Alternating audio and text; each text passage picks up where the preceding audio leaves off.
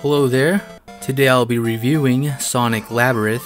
Is it Labyrinth? It's Labyrinth. Sonic Labyrinth is a Game Gear game which at some point I might do a video on that thing. And I first played this on the Sonic Mega Collection Plus for the PS2. And back then as a kid I played this. I didn't think it was too bad, but I always see this game as one of the worst Sonic games. And I don't really understand why. It's not the worst thing, it doesn't really frustrate me whenever I play this game. And I played through it in one sitting on a stream, so I think that explains how short the game is, besides like me just not knowing what to do next in the game or how to play. I figured it out and, well, it's not that long. You can beat it in under an hour if you wanted to.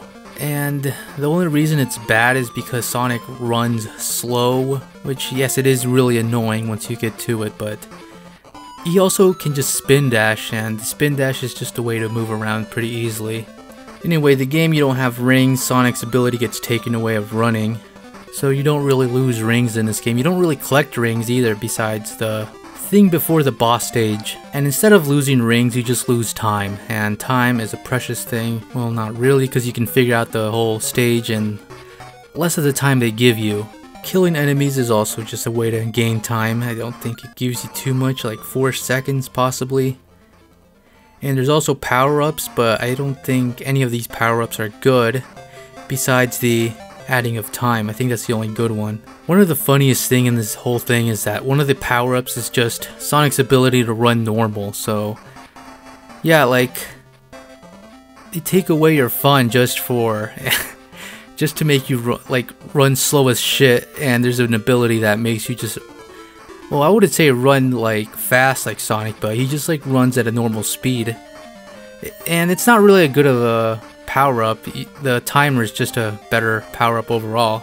And there's also no real way of getting any extra lives besides the power-up things, and also like the rings before the boss stage. But there's only 4 bosses, and you only get like 1 extra life at max, maybe 2 if you're lucky.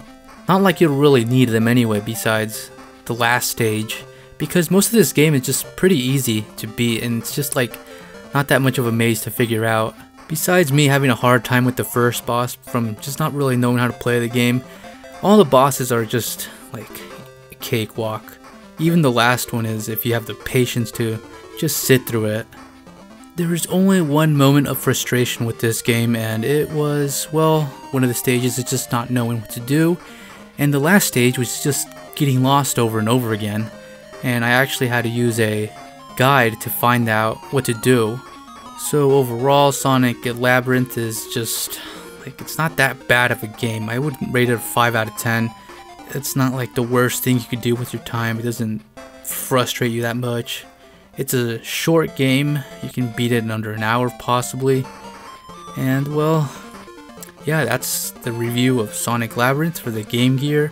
And I wouldn't count it as one of the worst games ever made, or even one of the worst Sonic games. I think there's another Sonic game on the Game Gear that just sucks overall, even worse than this one. And I'll get to that one next.